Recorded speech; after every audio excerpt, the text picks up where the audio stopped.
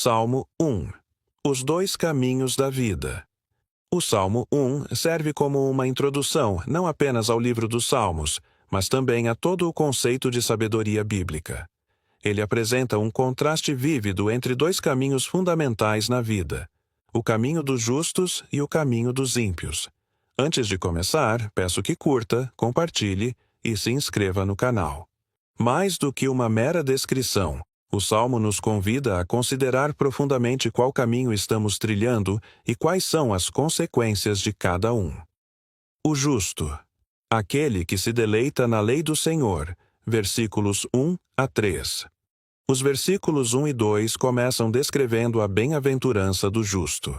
A palavra bem-aventurado não significa apenas feliz, mas implica em um estado de prosperidade e satisfação que vem de uma vida em harmonia com Deus. Essa bem-aventurança é definida por aquilo que o justo não faz e, mais importante, por aquilo que ele faz. Primeiro, o justo evita o caminho dos ímpios. Não anda no conselho dos ímpios. Ele não se deixa influenciar pelos planos ou pensamentos daqueles que ignoram a Deus. Seus valores e decisões não são moldados pela maioria secular. Nem se detém no caminho dos pecadores. Ele não se estaciona nem se acomoda com as práticas erradas. Não há uma persistência no erro, mas uma rejeição ativa. Nem se assenta na roda dos escarnecedores. Ele não participa da companhia daqueles que zombam de Deus, de sua palavra ou de seus princípios. Há uma distinção clara nas suas associações. Em contraste com essa abstinência, o versículo 2 revela a essência da bem-aventurança do justo. Antes, o seu prazer está na lei do Senhor. O centro da vida do justo é a palavra de Deus. A lei aqui não é apenas um conjunto de regras, mas a instrução, o ensino e a revelação de Deus para a vida. Não é um fardo, mas uma fonte de alegria e deleite. E na sua lei medita de dia e de noite. A meditação não é uma leitura casual, mas um ruminar constante, um ponderar profundo, uma absorção da palavra no coração e na mente. Isso implica em um relacionamento contínuo e transformador com as verdades divinas. O versículo 3 oferece uma metáfora poderosa para a vida do justo. Ele será como a árvore plantada junto a ribeiros de águas. A imagem da árvore é de estabilidade, vida e frutificação. A proximidade com ribeiro de águas ou correntes de água assegura um suprimento constante, vital para o crescimento e a resiliência. Essa árvore não depende de chuvas ocasionais, mas de uma fonte perene, que dá o seu fruto na estação própria e cuja folha não cai. A frutificação é uma consequência natural da nutrição contínua. O justo produzirá fruto, seja em caráter, ações ou influência, no tempo certo. A folha que não cai simboliza vitalidade, vigor e constância, mesmo em tempos difíceis, e tudo quanto fizer prosperará. Essa prosperidade não deve ser entendida apenas em termos materiais, mas como o sucesso em realizar o propósito de Deus na sua vida. É uma prosperidade holística que abrange todas as áreas da existência do justo. O ímpio, palha, levada pelo vento, versículos 4 e 5. Os versículos 4 e 5 apresentam o destino contrastante dos ímpios. A transição é abrupta, enfatizando a diferença radical entre os dois caminhos. Não são assim os ímpios, mas são como a moinha que o vento espalha. A moinha, ou palha, é o resíduo leve e sem valor que sobra depois que o trigo é debulhado. Ao contrário da árvore firmemente plantada, a palha é instável, sem substância e facilmente levada por qualquer sopro de vento. Isso simboliza a falta de fundamento, propósito e permanência na vida dos ímpios. Eles são instáveis, sem raízes e, em última análise, insignificantes. O versículo 5 descreve as consequências finais para os ímpios. Pelo que os ímpios não subsistirão no juízo. Eles não conseguirão permanecer de pé ou resistir no dia do julgamento de Deus. A falta de um fundamento justo os tornará incapazes de suportar o escrutínio divino. Nem os pecadores na congregação dos justos. Não haverá lugar para eles na assembleia ou na comunidade dos justos. O juízo de Deus não é apenas futuro, mas também se manifesta na separação entre aqueles que o seguem e aqueles que não o seguem. O Senhor conhece o caminho. Versículo 6. O versículo final resume a mensagem do Salmo, reforçando a soberania de Deus sobre os dois caminhos. Porque o Senhor conhece o caminho dos justos. A palavra conhece não significa apenas ter informação, mas um conhecimento íntimo, um cuidado, um reconhecimento e uma aprovação. Deus não apenas sabe sobre o caminho dos justos, Ele o aprova, protege e os conduz. Há um relacionamento pessoal e intencional. Mas o caminho dos ímpios perecerá. O caminho dos ímpios não é apenas sem propósito. Ele leva à destruição, à ruína e ao nada. Perecerá significa que ele se desintegrará, se dissolverá, não terá um fim duradouro ou significativo. Reflexões finais. O Salmo 1 nos chama a uma decisão clara. Não há um terceiro caminho. Ou estamos buscando a Deus e meditando em Sua palavra, ou estamos nos alinhando com os valores e práticas do mundo. A imagem da árvore e da palha é um lembrete vívido das consequências de nossas escolhas. A verdadeira prosperidade e bem-aventurança são encontradas em uma vida enraizada em Deus, enquanto a superficialidade e a instabilidade levam à ruína. O Salmo 1 nos convida a examinar nosso coração, nossas prioridades e a direção de nossas vidas, lembrando-nos que o Senhor, em sua justiça e amor, discerne e julga os dois caminhos. Salmo 1. Bem-aventurado, o homem que não anda segundo o conselho dos ímpios, nem se detém no caminho dos pecadores, nem se assenta na roda dos escarnecedores. Antes, tem o seu prazer na lei do Senhor, e na sua lei medita de dia e de noite. Pois será como a árvore plantada junto a ribeiros de águas, a qual dá o seu fruto na estação própria, e cujas folhas não caem, e tudo quanto fizer prosperará. Não são assim os ímpios, mas são como a moinha que o vento espalha. Pelo que os ímpios não subsistirão no juízo, nem os pecadores na congregação dos justos. Porque o Senhor conhece o caminho dos justos, porém o caminho dos ímpios perecerá. Gostou? Então curta, compartilhe e se inscreva no canal. Salmo 2. A soberania de Deus sobre as nações. O Salmo 2 é um salmo de realeza e, profeticamente, aponta para o reinado do Messias. Ele descreve a rebelião das nações contra Deus e seu ungido, a resposta divina a essa rebelião, e, finalmente, o triunfo e o domínio do rei, estabelecido por Deus. Estrutura do Salmo 2. O Salmo pode ser dividido em 4 seções principais. Antes de começar, peço que curta, compartilhe e se inscreva no canal. A rebelião das nações, versículos 1 a 3. Aqui, o salmista se pergunta por que as nações se amotinam e os povos tramam em vão. Eles se levantam contra o Senhor e seu Messias, buscando quebrar as correntes e lançar fora as cordas de sua autoridade. É uma imagem de desespero e fúria humana contra o domínio divino. A resposta do Senhor, versículos 4 a 6, em contraste com a fúria humana, Deus reage com calma e escárnio. Aquele que está nos céus ri da arrogância das nações. Em sua ira, ele os perturba e proclama que já estabeleceu seu rei em Sião, seu santo monte.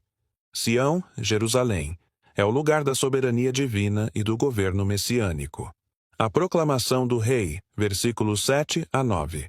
O próprio rei, o Messias, fala, revelando o decreto do Senhor. Deus Pai declara: Tu és meu filho, eu hoje te gerei. Esta é uma declaração de filiação divina e de um relacionamento único. O Messias recebe das mãos do Pai as nações como herança e os confins da terra como possessão. Ele terá poder para quebrá-las com vara de ferro e as despedaçar como um vaso de oleiro, indicando um domínio absoluto e uma vitória incontestável sobre a rebelião. A advertência e a bênção, versículos 10 a 12. O Salmo conclui com um apelo aos reis e juízes da terra para que sejam sábios e se submetam ao Senhor. Eles são exortados a servir ao Senhor com temor e a regozijar-se com tremor. O versículo final: beijai o filho, para que não se zangue, e pereçais no caminho, quando em breve se acender a sua ira. Bem-aventurados todos aqueles que nele confiam. É um convite à submissão e à fé no Messias, pois somente nele há refúgio e bênção. A ira do Messias é real, mas sua misericórdia e bênção são para aqueles que confiam nele. Temas centrais: soberania divina. O Salmo destaca a soberania inquestionável de Deus sobre as nações e seus governantes. Reinado messiânico. Profeticamente aponta para a vinda de um rei escolhido por Deus, o Messias, que terá domínio universal e julgará as nações. Rebelião e juízo. Aborda a futilidade da rebelião humana contra a vontade de Deus e as consequências de tal insurreição. Confiança e bênção. Oferece um caminho de salvação e bem-aventurança para aqueles que reconhecem a autoridade do Messias e nele confiam. O Salmo 2, portanto, é uma poderosa declaração da autoridade de Deus e de seu Messias, um aviso aos que se opõem a ele e uma promessa de bênção para os que se submetem ao seu reinado. Em resumo, o Salmo 2 é uma poderosa declaração da autoridade de Deus e do seu Messias, mostrando que por mais que as nações se rebelem, o plano divino de estabelecer o seu reino e o seu rei ungido prevalecerá. É um chamado à submissão e à fé no Filho. Salmo 2. Por que se amotinam as nações e os povos tramam coisas vãs? Os reis da terra se levantam e os príncipes conspiram juntos contra o Senhor e contra o seu ungido, dizendo: rompamos as suas ataduras e lancemos de nós as suas cordas. Aquele que está sentado nos céus se rirá, o Senhor zombará deles. Então lhes falará na sua ira e no seu furor os confundirá, dizendo: eu, porém, ungi o meu rei sobre Sião, meu santo monte. Proclamarei o decreto do Senhor. Ele me disse: tu és meu filho, eu hoje te gerei. Pede-me, e eu te darei as nações por herança, e os confins da terra por tua possessão. Tu os esmigalharás com uma vara de ferro, como um vaso de oleiro os despedaçarás. Agora, pois, ó reis, sede prudentes, recebei instrução, juízes da terra. Servi ao Senhor com temor e regozijai-vos com tremor. Beijai o filho para que não se zangue, e pereçais no caminho. Gostou? Então curta, compartilhe e se inscreva no canal. Salmo 3. Um clamor na angústia. O Salmo 3 é um dos salmos mais curtos, mas profundamente expressivos, escrito por Davi quando ele estava fugindo de seu filho Absalão. Essa situação é crucial para entender o contexto do salmo.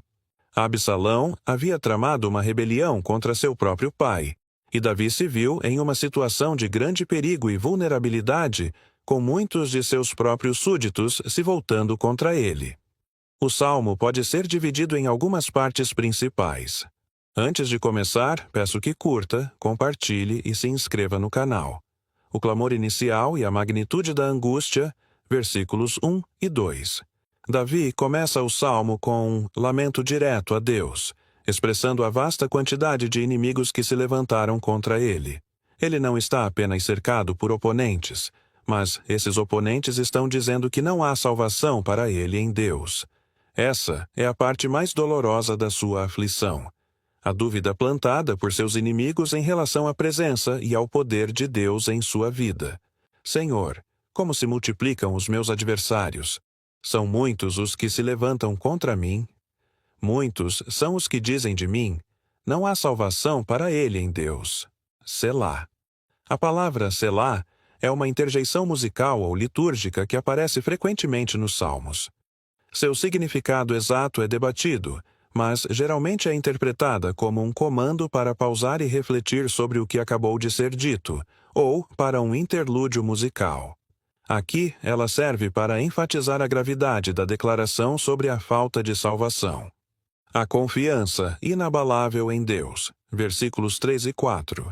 Apesar da multidão de inimigos e das palavras de desespero, Davi imediatamente contrasta essa realidade com sua confiança em Deus. Ele descreve Deus de maneiras poderosas.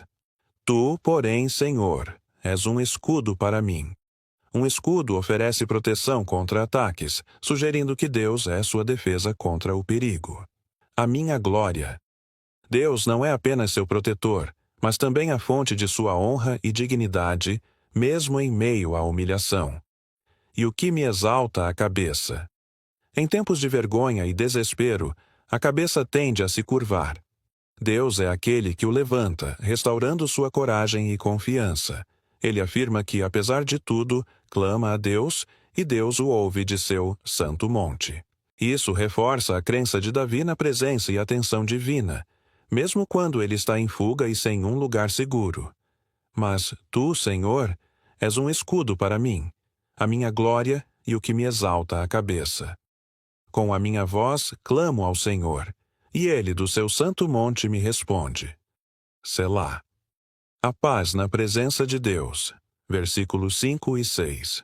A confiança de Davi em Deus lhe concede uma paz sobrenatural em meio à adversidade. Ele descreve como consegue deitar-se, dormir e acordar em segurança porque o Senhor o sustenta. Isso é notável, pois ele está em uma situação de vida ou morte, cercado por aqueles que querem sua destruição. A capacidade de dormir e descansar demonstra uma profunda entrega e fé. Mesmo diante de milhões de pessoas que o cercam, ele não sente medo. Essa é a manifestação prática de sua fé. Eu me deitei e dormi, acordei, porque o Senhor me sustentou. Não temerei 10 milhares de pessoas que se puseram contra mim ao meu redor. A súplica pela salvação e a declaração final, versículos 7 e 8. O salmo culmina com uma súplica por intervenção divina. Davi pede a Deus que se levante e o salve, confiando que Deus já feriu seus inimigos e quebrou os dentes dos ímpios, uma metáfora para a destruição de seu poder e capacidade de causar dano. Levanta-te, Senhor. Salva-me, Deus meu, pois feriste a todos os meus inimigos na face, quebraste os dentes dos ímpios. Finalmente, o salmo termina com uma declaração poderosa de que a salvação pertence ao Senhor e que a bênção de Deus está sobre seu povo. Isso encapsula a essência do salmo. Mesmo na mais profunda angústia, a fonte de salvação e bênção é sempre Deus. A salvação pertence ao Senhor, sobre o teu povo esteja a tua bênção. Selá. Mensagem e aplicação do Salmo 3. O Salmo 3 é um lembrete inspirador de que, mesmo nas situações mais desesperadoras, quando tudo parece perdido e as pessoas duvidam da presença de Deus, podemos encontrar refúgio e paz na confiança divina. Ele nos ensina a importância do clamor a Deus. Diante da adversidade, o primeiro passo é buscar a Deus em oração. A verdade sobre a proteção divina. Mesmo quando os inimigos são muitos, Deus é nosso escudo e quem nos exalta. A paz que excede o entendimento. A verdadeira fé nos permite descansar e ter paz, independentemente das circunstâncias externas. A certeza da salvação em Deus. A despeito das aparências, a salvação e a bênção vêm do Senhor. É um salmo de fé em meio ao caos, mostrando que a verdadeira segurança não está na ausência de problemas, mas na presença de Deus através deles. Salmo 3. Senhor, como se multiplicam os meus adversários. São muitos os que se levantam contra mim.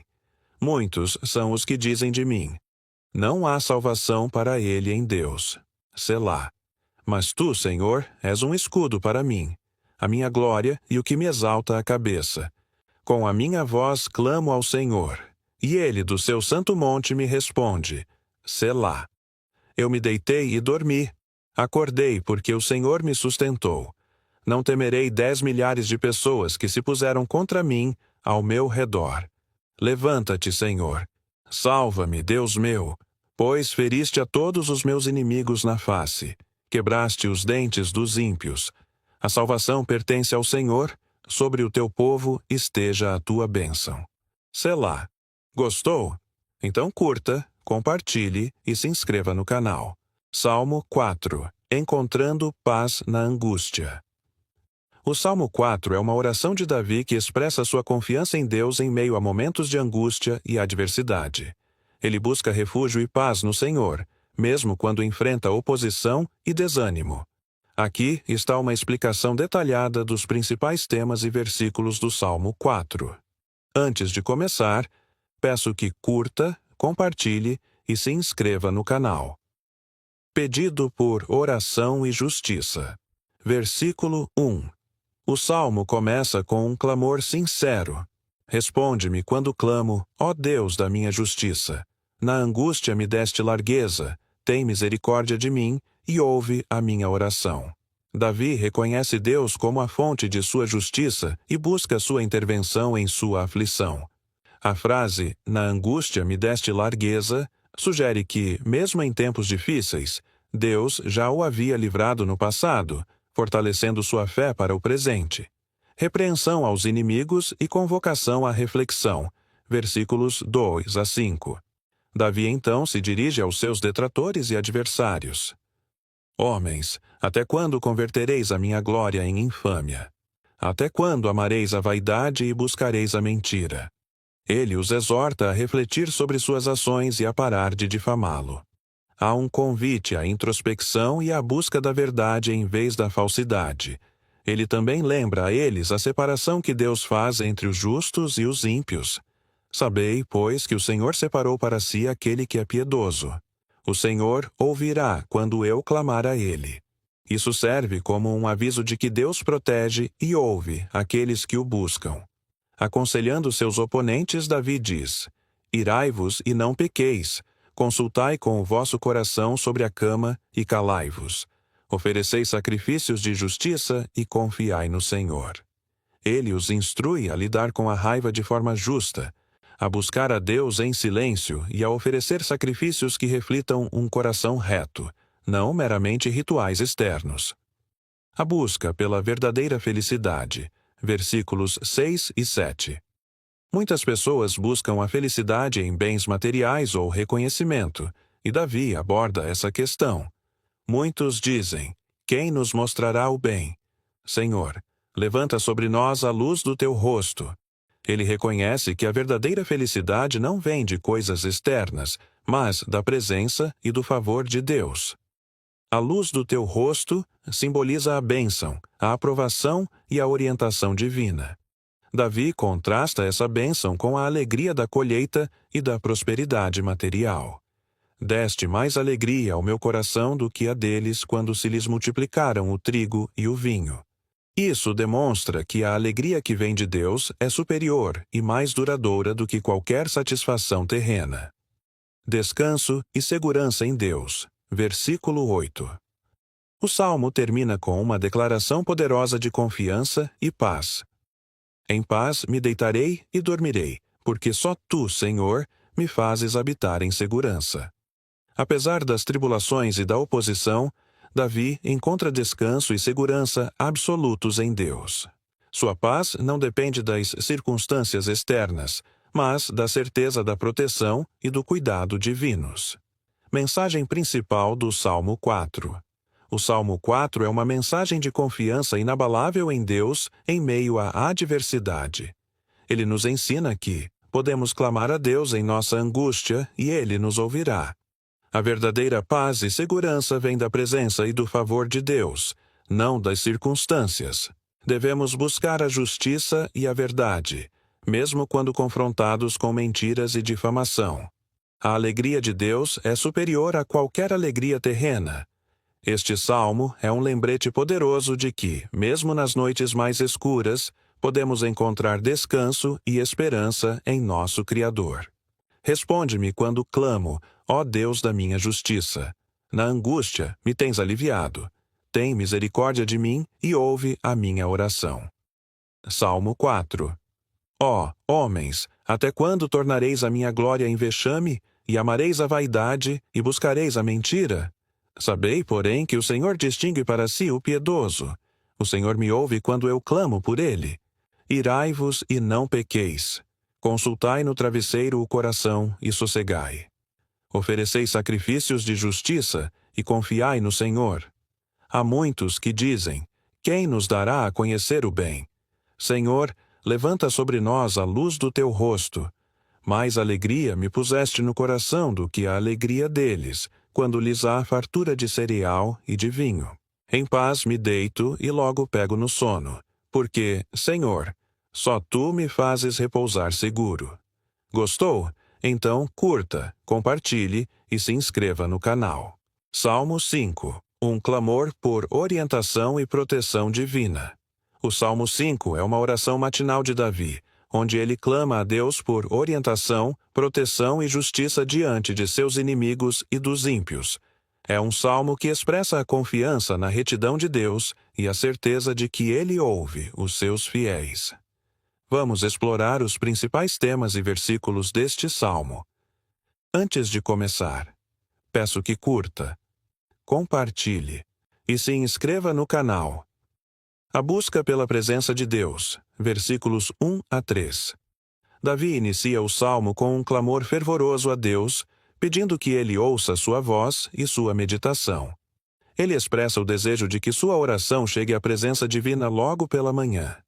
Dá ouvidos, Senhor, às minhas palavras, atenta para o meu gemido. Atende à voz do meu clamor, Rei meu e Deus meu, pois a ti orarei.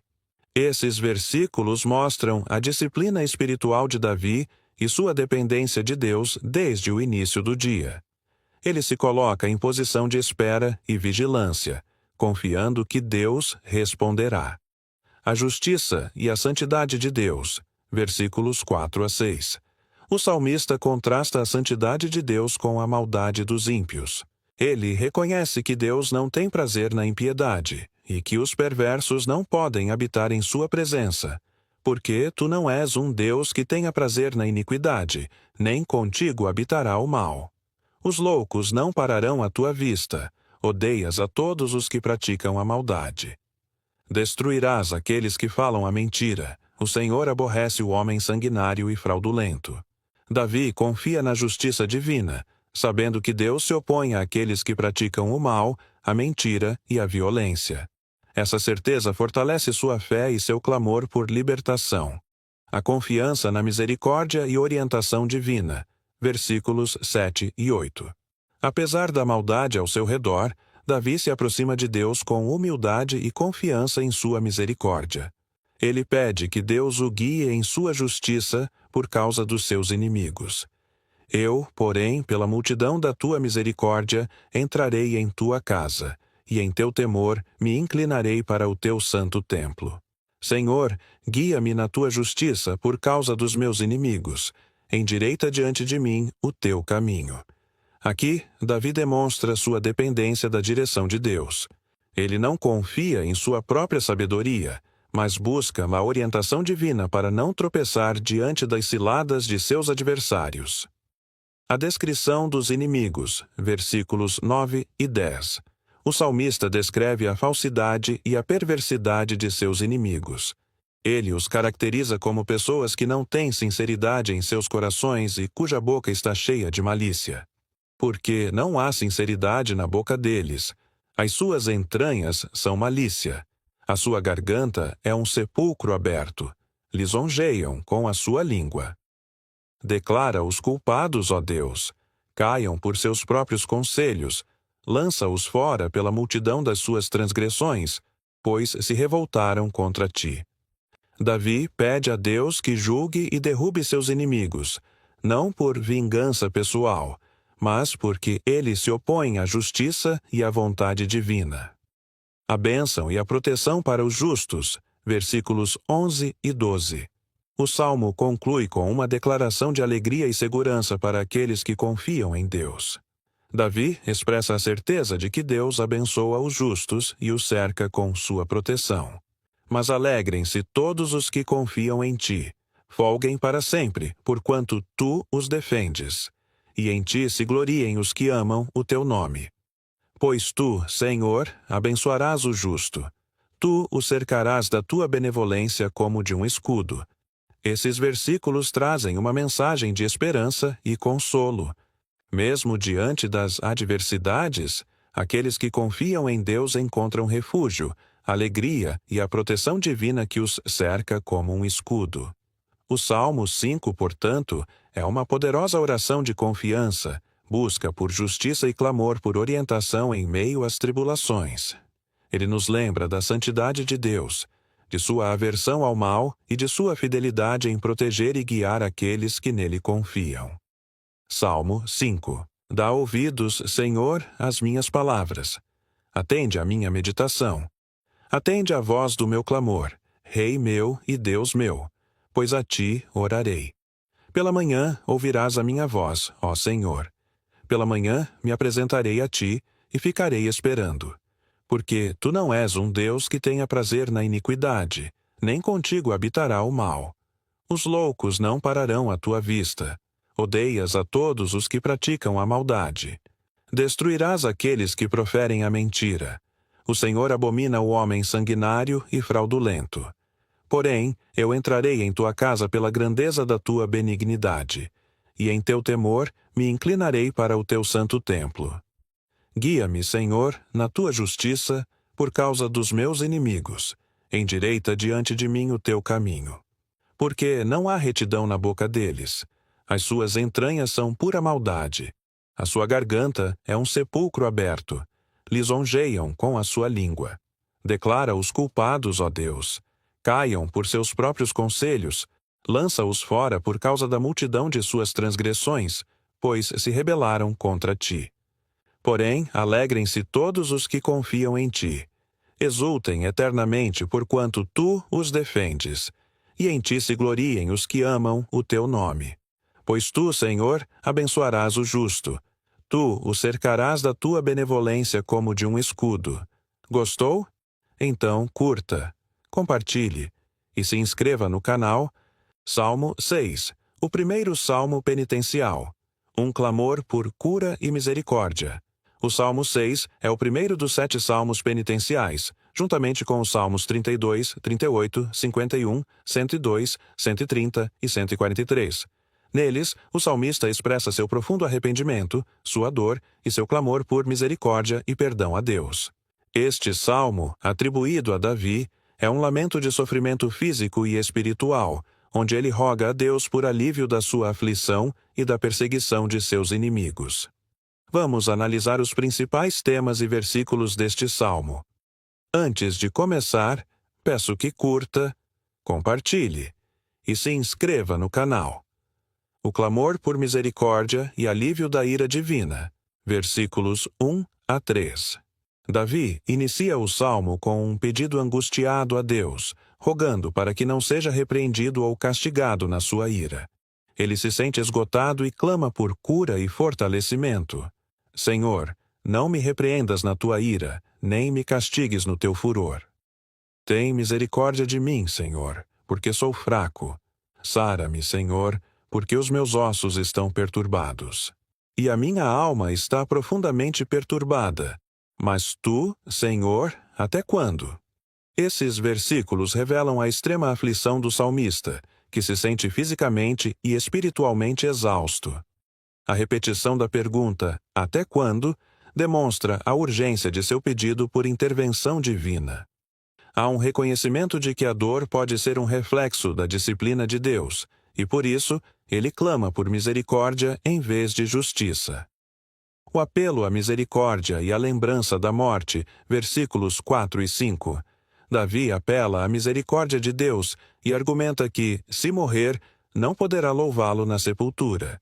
Este é um argumento comum em salmos de lamento, onde a vida é vista como a oportunidade de louvor a Deus. Volta-te, Senhor. Livra a minha alma. Salva-me por tua benignidade. Pois na morte não há lembrança de ti. No sepulcro, quem te louvará? Aqui, o salmista não apenas busca o alívio do sofrimento, mas também a preservação de sua vida para continuar a adorar a Deus. Isso ressalta a importância do louvor e da adoração na vida do fiel. A profundidade do sofrimento e o desespero, versículos 6 e 7. Davi descreve a intensidade de sua dor e seu esgotamento devido ao choro e à angústia. Seus olhos estão enfraquecidos pela tristeza e pela perseguição de seus inimigos. Já estou cansado do meu gemido. Toda a noite faço nadar a minha cama. molho o meu leito com as minhas lágrimas. Já os meus olhos estão consumidos pela mágoa, e têm se envelhecido por causa de todos os meus inimigos. Esses versículos pintam um quadro vívido da profunda miséria do salmista, que se sente oprimido pela tristeza e pela hostilidade. A imagem de molhar a cama com lágrimas é uma hipérbole que transmite a amplitude de sua dor. A virada, confiança na resposta divina, versículos 8 a 10. De repente, há uma mudança drástica no tom do salmo. Davi, com uma explosão de fé e confiança, repreende seus inimigos e declara que Deus ouviu seu clamor. Ele tem a certeza de que a vitória virá. Apartai-vos de mim, todos os que praticais a iniquidade, porque o Senhor ouviu a voz do meu pranto. O Senhor ouviu a minha súplica. O Senhor aceitará a minha oração. Envergonhem-se e perturbem-se todos os meus inimigos. Tornem atrás e envergonhem-se num momento. Essa transição brusca é característica dos salmos de lamento e é um testemunho da fé inabalável do salmista. A certeza de que Deus ouviu sua oração o impulsiona a uma declaração de triunfo sobre seus adversários, que serão confundidos e derrotados. É um lembrete de que a oração genuína e a confiança em Deus podem transformar a mais profunda angústia em esperança e vitória. O Salmo 6 é, portanto, um modelo de oração penitencial e de lamento. Ele nos ensina que é legítimo expressar a Deus toda a nossa dor, fraqueza e angústia, e que, mesmo nas profundezas do sofrimento, podemos clamar por sua misericórdia e confiar em sua resposta. A reviravolta no final do Salmo demonstra a fidelidade de Deus e a capacidade da fé em transformar a lamentação em louvor e certeza de vitória. Salmo 6. Senhor, não me repreendas na tua ira, nem me castigues no teu furor. Tem misericórdia de mim, Senhor, porque sou fraco. Sara-me, Senhor, porque os meus ossos estão perturbados. Também a minha alma está muito perturbada. Mas tu, Senhor, até quando? Volta-te, Senhor, livra a minha alma. Salva-me por tua benignidade. Porque na morte não há lembrança de ti. No sepulcro, quem te louvará? Já estou cansado do meu gemido. Toda a noite faço nadar a minha cama. Molho o meu leito com as minhas lágrimas. Já os meus olhos estão consumidos pela mágoa, e têm envelhecido por causa de todos os meus inimigos. Apartai-vos de mim, todos os que praticais a iniquidade, porque o Senhor ouviu a voz do meu pranto. O Senhor ouviu a minha súplica. O Senhor aceitará a minha oração. Sejam envergonhados e perturbados todos os meus inimigos. Tornem atrás e envergonhem-se instantaneamente. Gostou? Então curta, compartilhe e se inscreva no canal. Salmo 7. Um lamento individual. O salmista Davi clama a Deus por justiça diante de uma situação de perseguição e calúnia. Ele se sente injustiçado e busca refúgio e julgamento no próprio Deus. Vamos analisar os principais temas e versículos deste salmo. Antes de começar, peço que curta, compartilhe e se inscreva no canal. Parte 1. Clamor por libertação e afirmação de inocência. Versículos 1 a 5. Senhor, meu Deus, em ti confio. Esta é a base da oração de Davi. Apesar da angústia, sua fé em Deus é inabalável. Ele não confia em suas próprias forças ou na justiça humana, mas em Deus como seu refúgio. Salva-me de todos os que me perseguem e livra-me. Um pedido direto por intervenção divina contra seus inimigos. Ele está sob ataque e precisa de livramento. Não despedacem a minha alma como leão e me arrastem. A metáfora do leão é poderosa. Representa a ferocidade, a crueldade e a intenção destrutiva dos inimigos. Davi teme ser completamente aniquilado por eles, não havendo quem me livre. Expressa a sensação de desamparo e a convicção de que somente Deus pode oferecer a salvação. Senhor, meu Deus, se eu fiz isso, se há iniquidade em minhas mãos, Davi começa a apresentar sua defesa. Ele se coloca diante de Deus, o juiz supremo, para ser examinado. Ele está tão certo de sua inocência que se atreve a ser julgado. Se eu paguei com o mal àquele que tinha paz comigo. Ele nega ter retribuído mal a quem o tratou bem ou foi pacífico. Essa é uma negação direta da acusação de traição ou falsidade. Antes, livrei ao que me oprimia sem causa. Esta parte sugere o oposto, que Davi, na verdade, agiu com benevolência para com quem o oprimia. Talvez referindo-se a episódios em que poupou a vida de Saul, como em 1 Samuel 24 e 26, que o perseguia sem justa causa. Isso reforça sua alegação de retidão. Persiga o inimigo a minha alma e alcance-a. Pise-a no chão e reduza a pó a minha honra. Uma autoconsagração à destruição se as acusações forem verdadeiras. Davi está tão confiante em sua inocência que invoca as mais severas maldições sobre si mesmo se for culpado. Isso demonstra a seriedade de sua alegação e sua total dependência da verdade. Parte 2. Apelo por julgamento divino. Versículos 6 a 9. Levanta-te, Senhor, na tua ira. Um pedido para que Deus saia de sua aparente inação e manifeste seu poder e indignação contra o mal. Ergue-te contra a fúria dos meus adversários. Que Deus confronte e neutralize a hostilidade dos inimigos. Desperta-te por mim, pois ordenaste juízo. O salmista lembra a Deus de sua própria natureza justa e de seu compromisso em julgar o mundo. Ele quer que Deus execute essa justiça em seu favor. Que a Assembleia dos Povos te rodeie. Uma visão escatológica e universal do julgamento de Deus. Davi quer que o julgamento de Deus seja público e reconhecido por todas as nações. Assenta-te sobre ela, nas alturas.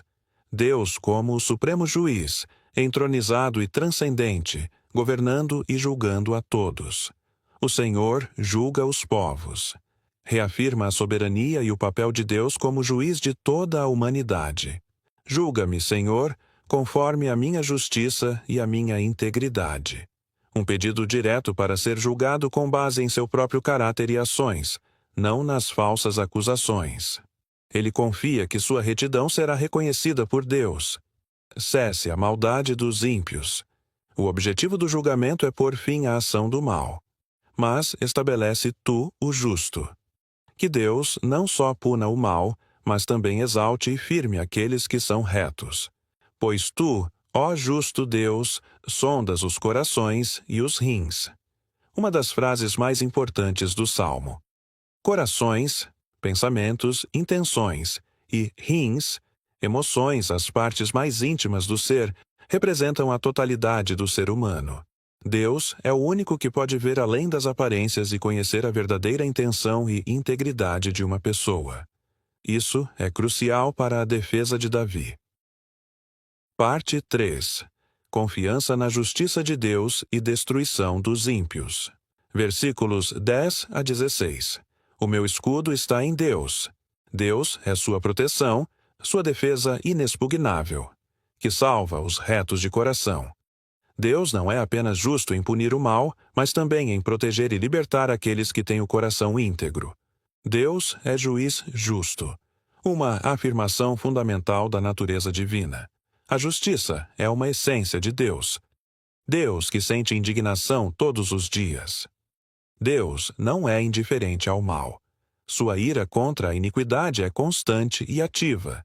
Se o homem não se converter, a condição para a intervenção divina é a persistência no pecado e a falta de arrependimento.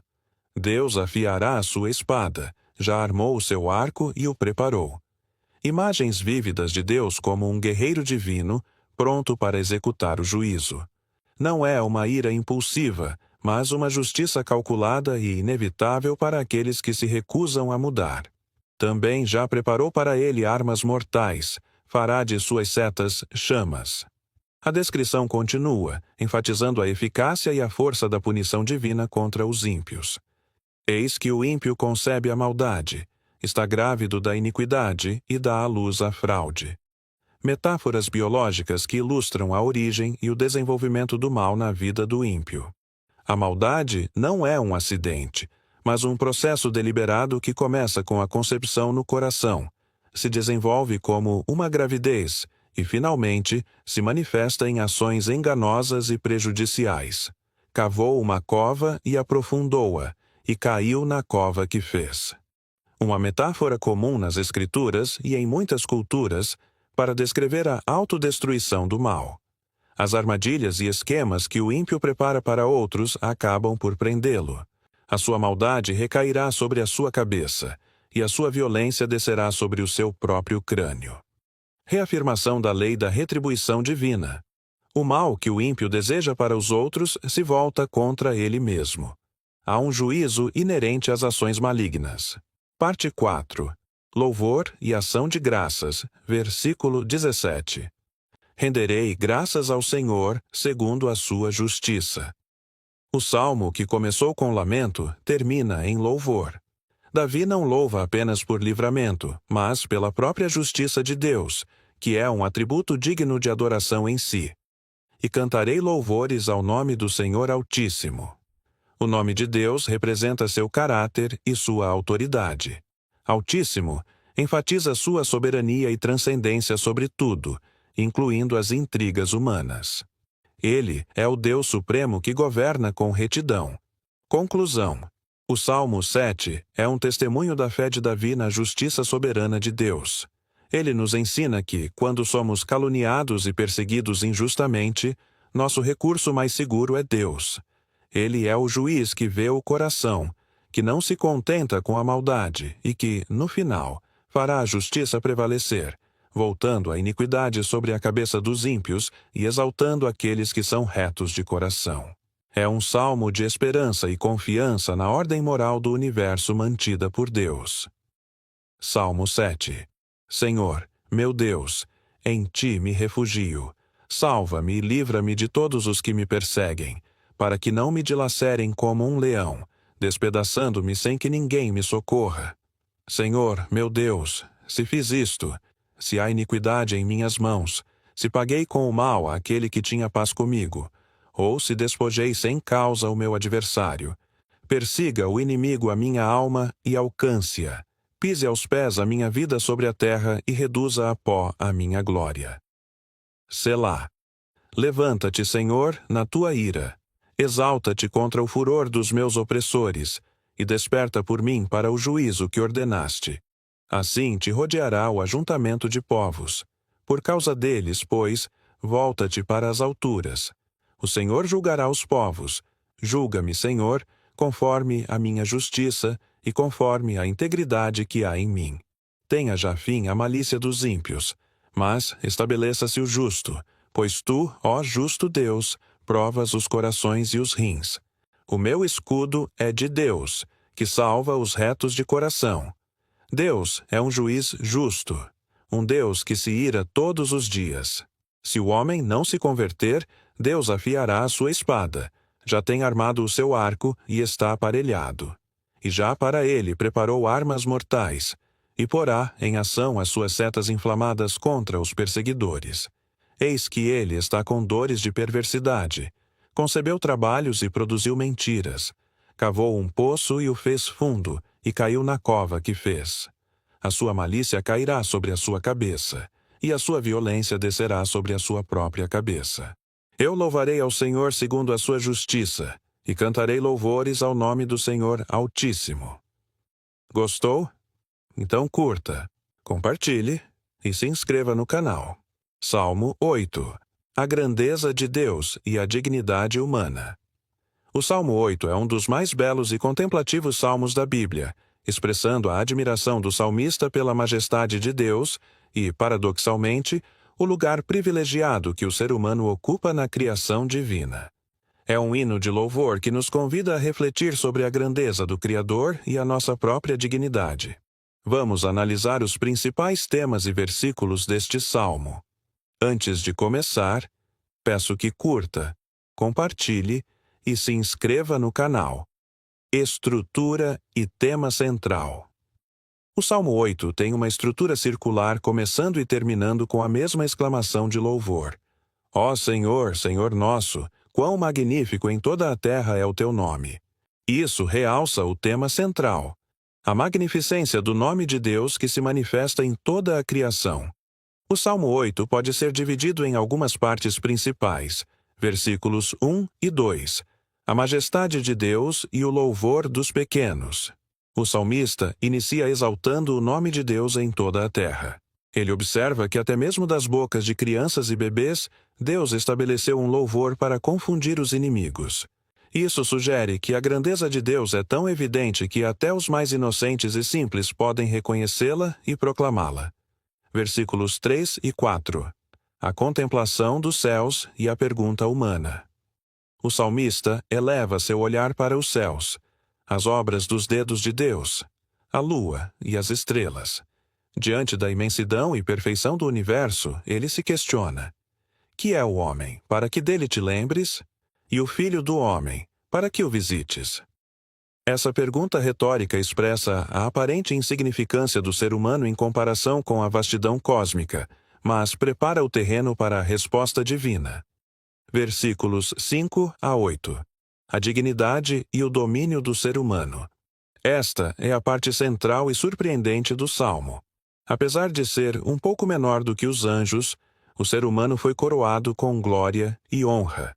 Deus lhe deu domínio sobre as obras de suas mãos, colocando todas as coisas debaixo de seus pés: ovelhas, gado, aves do céu, peixes do mar e tudo o que passa pelas veredas dos mares. Isso revela a posição especial e responsável que Deus conferiu à humanidade. Versículo 9. Retorno ao louvor inicial. O Salmo termina como começou, reiterando a majestade do nome de Deus em toda a terra.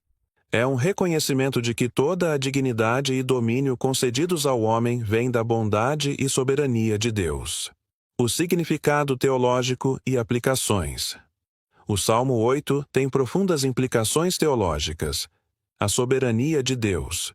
O Salmo ressalta a soberania e a onipotência de Deus.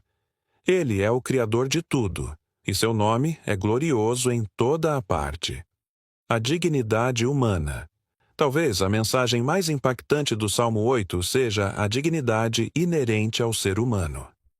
Embora pequenos em comparação com o universo, somos criados à imagem e semelhança de Deus, coroados com glória e honra e com a responsabilidade de cuidar da criação. O domínio responsável. O domínio concedido ao ser humano não é uma licença para a exploração irresponsável, mas sim uma administração cuidadosa e mordomia da criação. É um chamado à responsabilidade ecológica. Conexão com Jesus Cristo. O Novo Testamento, particularmente em Hebreus, capítulo 2, versículos 6 a 8, aplica o Salmo 8 a Jesus Cristo. Argumenta-se que, embora o homem em geral não tenha exercido plenamente o domínio dado, Jesus, ao se humilhar e se tornar humano, cumpriu perfeitamente essa vocação, sendo coroado de glória e honra após seu sofrimento e ressurreição. Ele é o Filho do Homem, por excelência, que verdadeiramente exerce o domínio sobre todas as coisas. Em resumo, o Salmo 8 nos convida a maravilhar-nos com a grandiosidade de Deus manifestada na criação e a reconhecer o valor inestimável e a responsabilidade que Ele nos confiou como seres humanos. É um salmo que inspira humildade diante da majestade divina e gratidão pela nossa posição única no universo. Salmo 8. Ó Senhor, Senhor nosso, quão admirável é o teu nome em toda a terra, pois puseste a tua glória sobre os céus. Da boca das crianças e dos que mamam tu suscitaste força, por causa dos teus adversários, para fazer escalar o inimigo e vingativo. Quando vejo os teus céus, obra dos teus dedos, a lua e as estrelas que preparaste. Que é o homem mortal para que te lembres dele? E o filho do homem, para que o visites? Contudo, pouco menor o fizeste do que os anjos e de glória e de honra o coroaste. Fazes com que ele tenha domínio sobre as obras das tuas mãos, tudo puseste debaixo de seus pés. Todas as ovelhas e bois, assim como os animais do campo, as aves dos céus e os peixes do mar, e tudo o que passa pelas veredas dos mares. Ó Senhor, Senhor nosso, quão admirável é o teu nome em toda a terra. Gostou? Então curta. compartilhe e se inscreva no canal. Salmo 9. Louvor, justiça divina e confiança em Deus. O Salmo 9 é um salmo de gratidão e louvor a Deus pela sua justiça e pelo julgamento que ele exerce sobre os ímpios e opressores, em favor dos justos e oprimidos. É um cântico que expressa a confiança inabalável do salmista na soberania divina e na certeza de que Deus é um refúgio para os aflitos. É importante notar que o Salmo 9 e o Salmo 10 são frequentemente considerados como um único salmo acróstico em hebraico, onde as estrofes começam com as letras sucessivas do alfabeto hebraico. No entanto, na maioria das traduções bíblicas, eles são apresentados como salmos distintos. A conexão entre eles é forte, com o Salmo 9 focando na justiça vindicadora de Deus e o Salmo 10 lamentando a aparente prosperidade dos ímpios e a ausência da intervenção divina. Estrutura e temas principais. O Salmo 9 pode ser dividido em algumas seções principais, cada uma revelando facetas do louvor e da confiança do salmista. Antes de começar, peço que curta, compartilhe e se inscreva no canal. Louvor pela vitória e justiça divina, versículos 1 a 6. Gratidão e proclamação da justiça.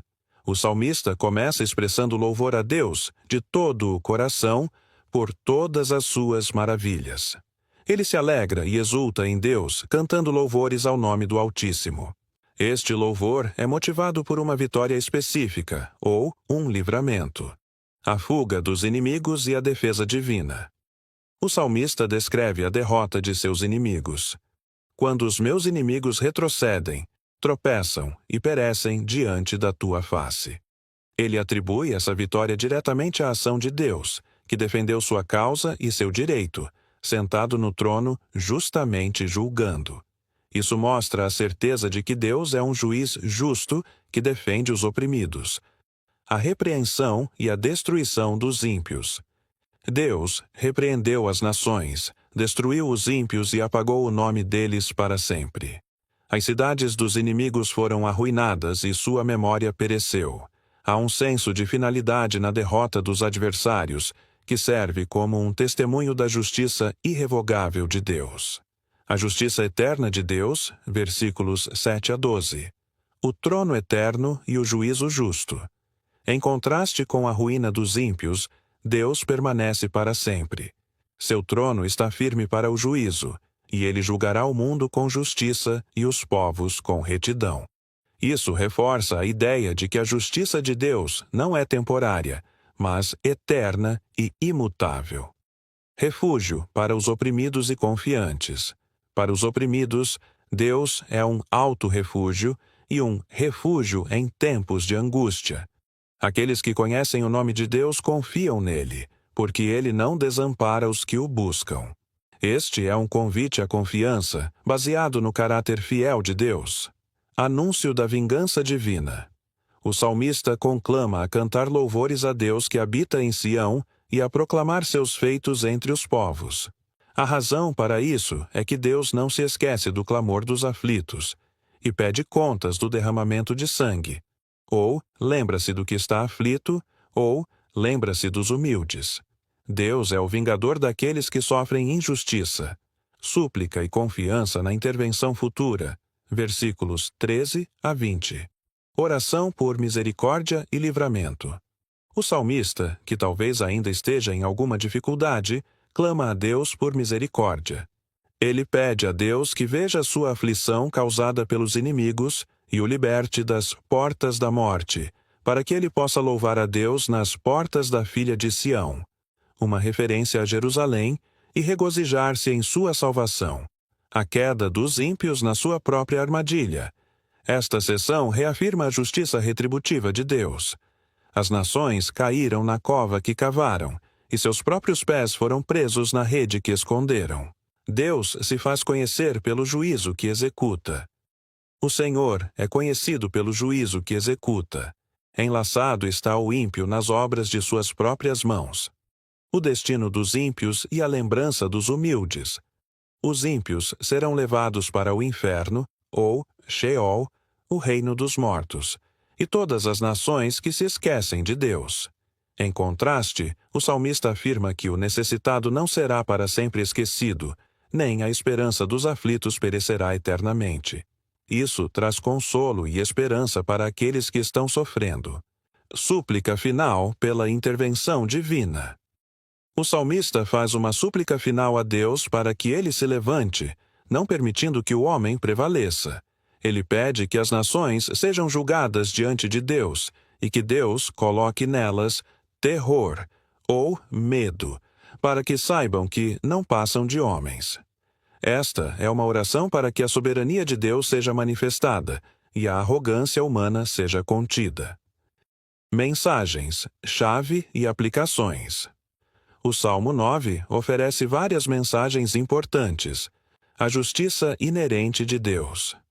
O Salmo enfatiza que Deus é um juiz justo que não ignora a maldade nem a aflição dos oprimidos.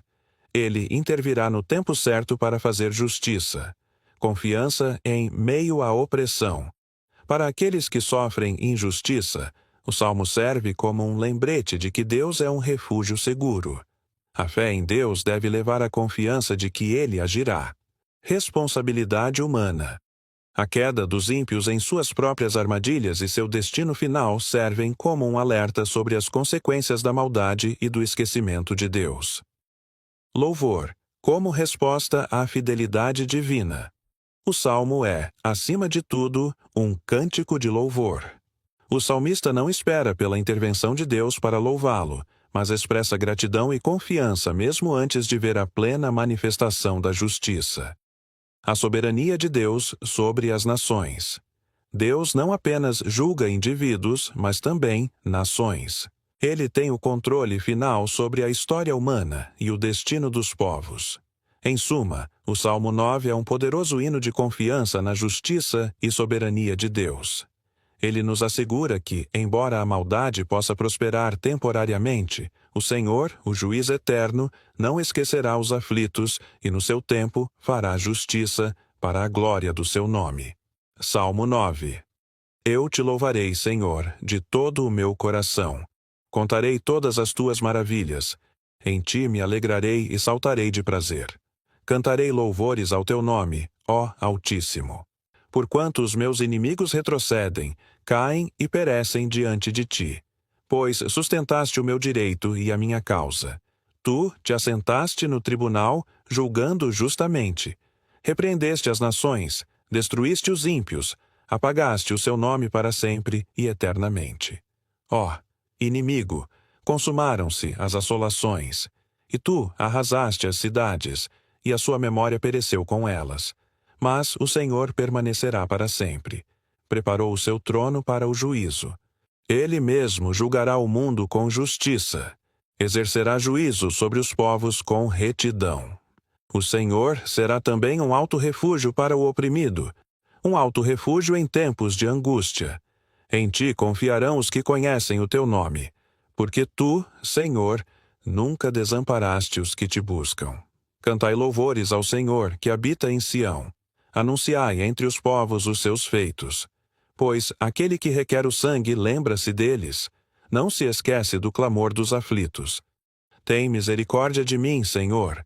Vê a minha aflição causada por aqueles que me odeiam. Tu que me levantas das portas da morte, para que eu anuncie todos os teus louvores nas portas da filha de Sião, e me alegre na tua salvação. As nações se afundaram na cova que abriram.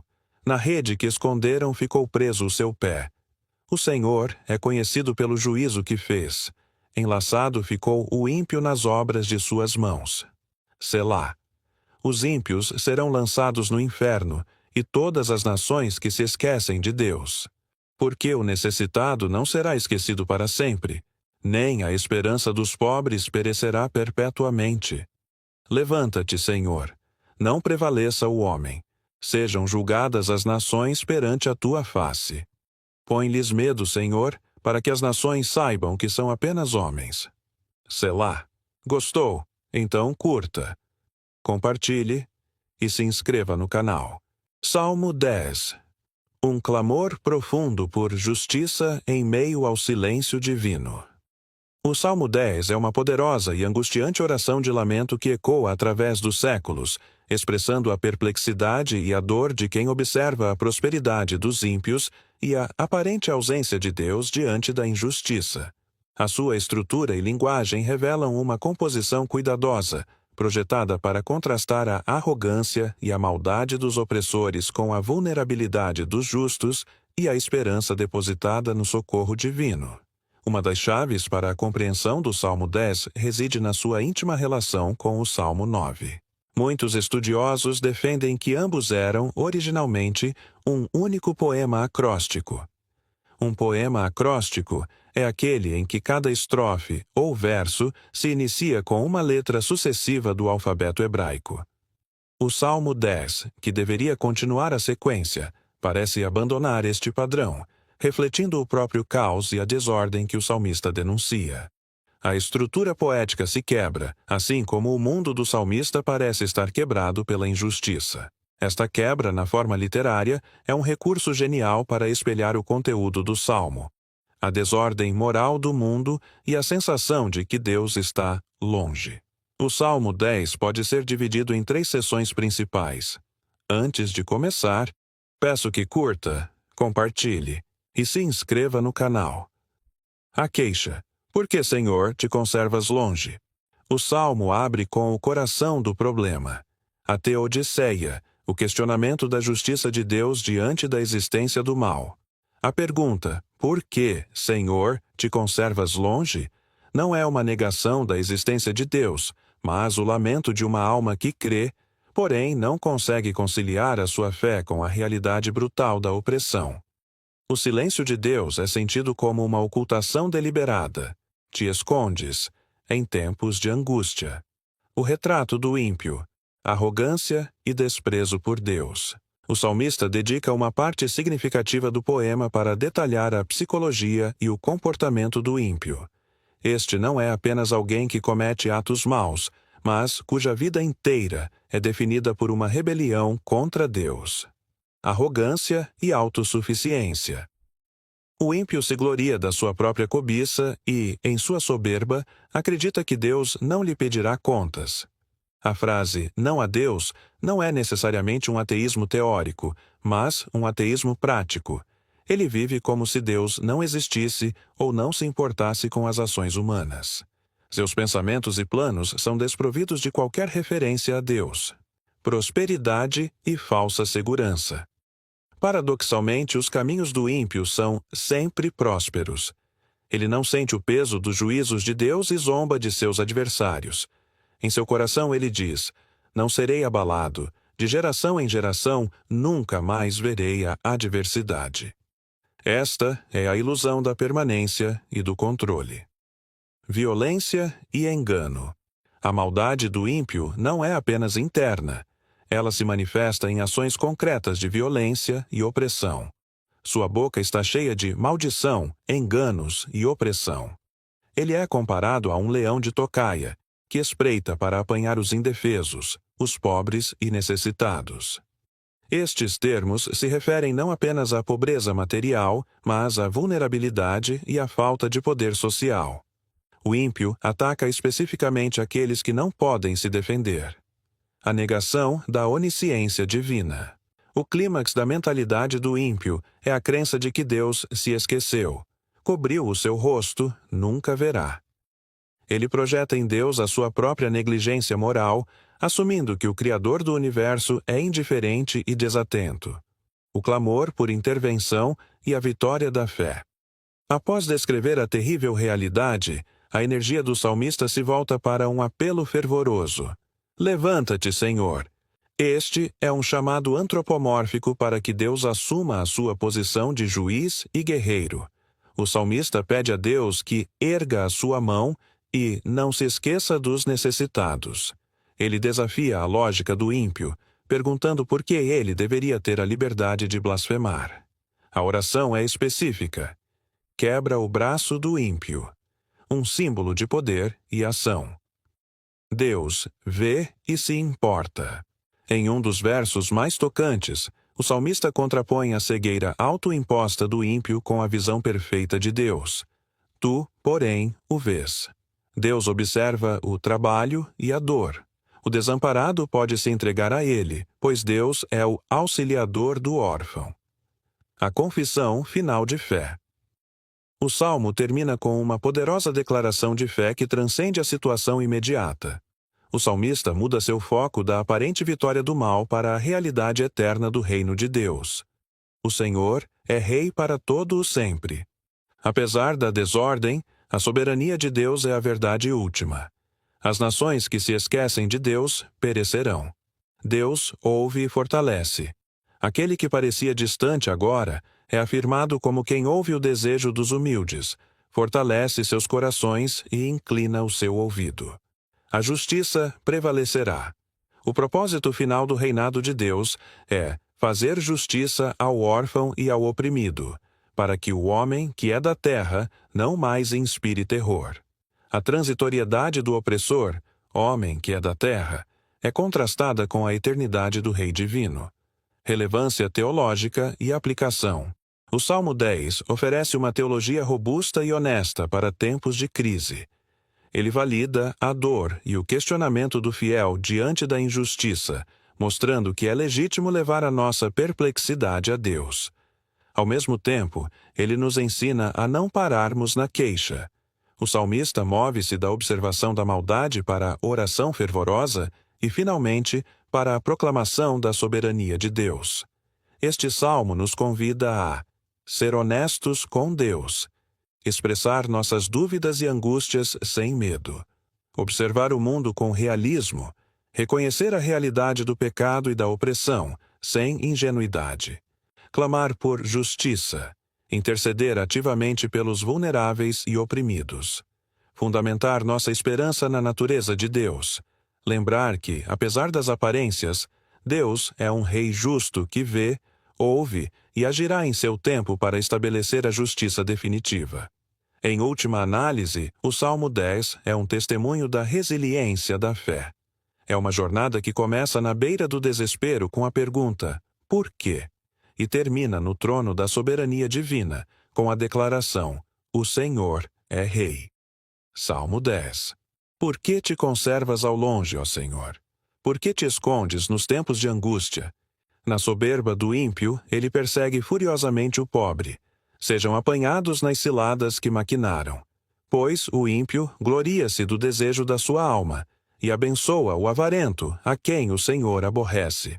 Pela sua altivez, o ímpio não busca a Deus. Todas as suas cogitações são que não há Deus. Os seus caminhos são sempre maus. Os teus juízos estão muito altos para ele, longe da sua vista. Quanto a todos os seus adversários, ele escarnece deles. Diz em seu coração, não serei abalado. Jamais aconteceria mal a mim, de geração em geração. A sua boca está cheia de maldição, engano e opressão. Debaixo da sua língua, a malícia e iniquidade. Põe-se de tocaia nas aldeias. Nos lugares ocultos mata o inocente. Os seus olhos espreitam o desamparado. Arma ciladas como leão na sua cova. Arma ciladas para roubar o pobre. Ele o arrebata, puxando-o para a sua rede. Abaixa-se, encurva-se, e os desamparados caem nas suas fortes garras. Diz em seu coração, Deus se esqueceu, escondeu o rosto e nunca o verá. Levanta-te, ó Senhor. Ó Deus, levanta a tua mão. Não te esqueças dos humildes. Por que blasfema o ímpio contra Deus, dizendo em seu coração que tu não o pedirás contas? Tu o vês. Sim, tu atentas para o sofrimento e para a mágoa, para os tomar em tuas mãos. A ti o desamparado se entrega. Tu és o ajudador do órfão. Quebra o braço do ímpio e do mal. Pede contas da sua impiedade, até que nada mais encontres. O Senhor é Rei eterna e perpetuamente. As nações desapareceram da sua terra. Ó Senhor, tu ouviste o desejo dos humildes. Tu lhes fortaleces o coração, e os teus ouvidos ouvem, para fazer justiça ao órfão e ao oprimido, para que o homem da terra não torne mais a aterrorizar. Gostou? Então curta, compartilhe e se inscreva no canal.